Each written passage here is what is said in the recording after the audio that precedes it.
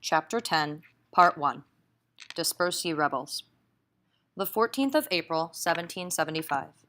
General Gage had sent out spies, dressed as Yankee men looking for work. The spies came back on this day.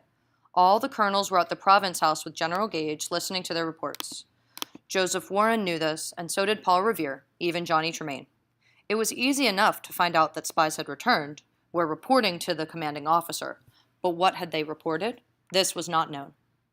The 15th of April. This fell upon Saturday. At every regimental headquarters, the same general orders were posted, signed by Gage himself. All the grenadier and light infantry companies were to be taken off duty until further orders.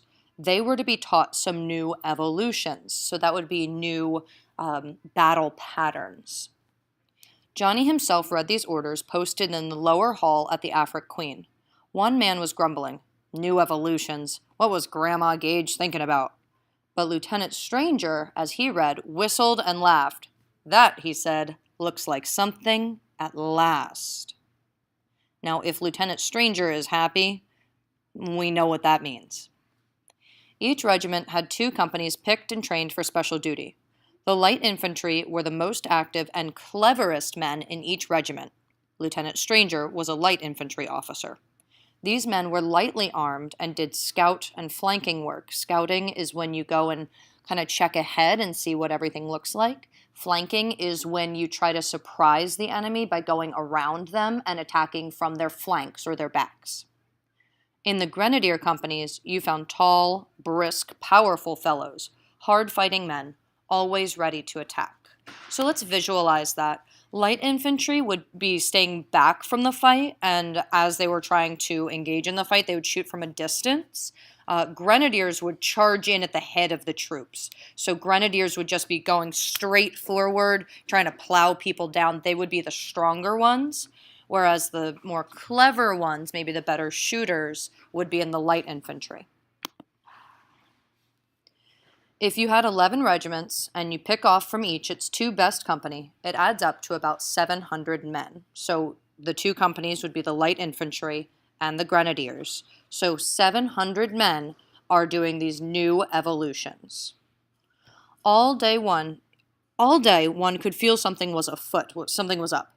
Johnny read it on Colonel Smith's florid or red face. He was stepping across the Queen's stable yard very briskly, very quickly, and remembering to pull in his paunch. Remember, a paunch is a heavy belly, so he was pulling it in. He was trying to look maybe slimmer.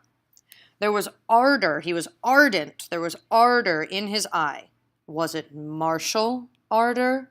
So the author is remarking that there was passion in his eyes, and the narrator is wondering, is it martial? Is it war-related passion? Lieutenant Stranger was so happy over something, he gave Dove 3 pence. So again, a hint that this is bad news. There's some kind of danger coming up. Spring had come unreasonably early this year. In the yard of the Afric Queen, peach trees were already in blossom. Stranger was so happy something was bound to happen. Over on the common, Johnny found Earl Percy's regiment unlimbering, polishing 2 cannons. The soldiers were forming a queue or a line about a grindstone, sharpening their bayonets.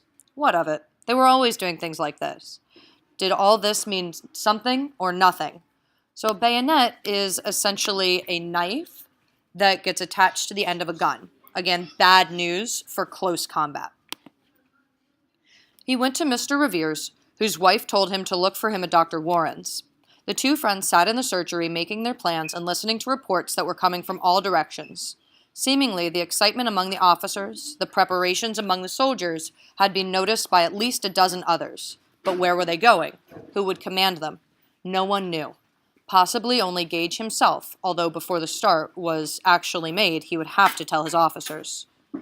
All that day, the British transports had been readying their landing boats. These would be the smaller boats that would take men straight to the beach off of a larger ship.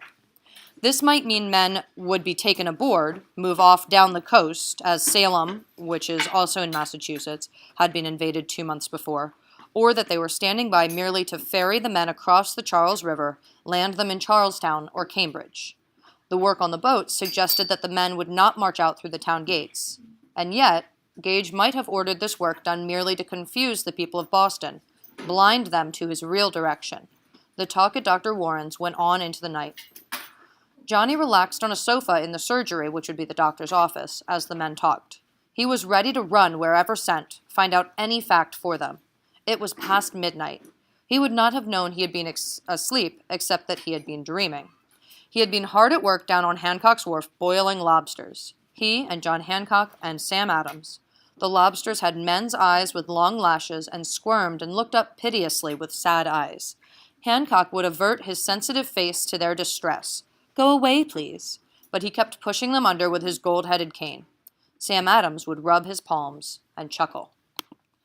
So take a moment to either turn and talk if doing this in class or do a stop and jot about these lobster dreams. What do these lobsters represent? This should be fairly obvious.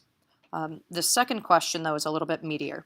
The dream shows that Hancock kills but can't bear to look at his victims, while Sam Adams shows happiness.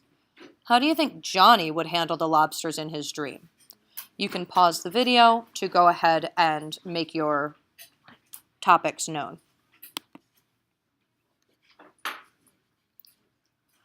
Johnny woke up and realized that only Revere and Warren were still in the room, and they were talking about Hancock and Adams. These two gentlemen had left Boston in March. They were representatives at the Provincial Congress in Concord. The British had forbidden the General Court to meet, but the Massachusetts men had merely changed the name of their legislative body and gone on sitting. So this is a mild piece of rebellion. They had been forbidden to meet, so they just changed the name of the meeting. But did the British know that both these firebrands, being Hancock and Adams, were staying at the Clarks out in Lexington? "It will do no harm to warn them," Revere was saying, getting to his feet.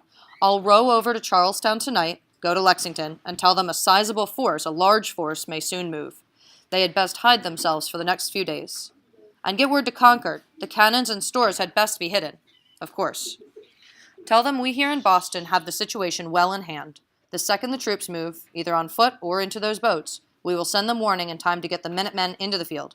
I'd give a good deal to know which way they are going." "But suppose none of us can get out?" Gage knows we'd send word, if we could. He may guard the town so well it will be impossible." Johnny was still half awake. He yawned and settled back to think of those lobsters, with eyes like men, long lashes, tears on their lashes. Revere was pulling on his gloves. "Colonel Conant in Charlestown. I'll tell him to watch the spire or the top part of Christ Church. You can see it well from Charlestown. If the British go out over the neck, we will show 1 lantern. If in the boats, 2. And come hell or high water, I'll do my best to get out and tell exactly what's acting. But I may get caught on my way out. Another man should also be ready to try to get through the gates." They talked of various men and finally pitched upon Billy Dawes. He could impersonate or pretend to be anybody, from a British general to a drunken farmer. This might help get him through the gates. As Paul Revere, with Johnny at his heels, left Warren's, a man emerged from the darkness, laid a hand on Revere's arm. In the little light, Johnny recognized the rolling black eye, poetic negligence of dress. It was Dr. Church. "Paul," he whispered, "what's afoot?" "Nothing," said Revere shortly, and went on walking. "The British preparing to march?" "Why don't you ask them?" The queer man drifted away. Johnny was surprised that Revere would tell Church nothing, for he was in the very inner circle. Seemingly Revere himself was surprised by his sudden caution. "But I can't trust that fellow. Never have, never will."